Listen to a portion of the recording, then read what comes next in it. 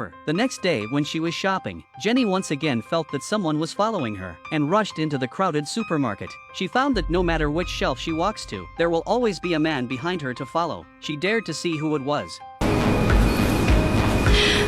Jenny still did not dare to meet the man's eyes. The man's eerie aura scared Jenny into a panic. Breaking the cans on the spot, she opened the door of the warehouse and hid inside, keeping an eye on the man's movements.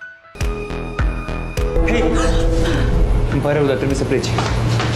Jenny immediately called the police. When the police pulled up the supermarket's surveillance cameras, Jenny found the mysterious man at once. He told the police that the man began to follow him before he entered the supermarket. Jenny insisted that the man had been staring at him, but Ted was stirring up the fire, saying that maybe he felt strange because you had been staring at him, so he stared at you. He even thought that Jenny was suffering from paranoia. Jenny had no choice but to look at the computer and take a picture of the man. Since neither the police nor his boyfriend could help him, he had to find a way to protect himself. First of all, he had to make sure that this man was not the black shadow that was spying on him. So Jenny began to look out the window all day long, trying to find a figure that looked exactly like the photo. But after a few days of not finding anyone suspicious, he began to wonder if it was the truth of Ted's claim that he had been victimized by paranoia. On this day, Jenny meets her next-door neighbor, Sansa, and they quickly get acquainted because they are of similar age. Jenny tells Sansa about her recent experiences, and Sansa tells Jenny that the environment here is very poor, the people are very mixed, and there are often various murders and home invasions, although the rent here is very cheap, if the conditions allow.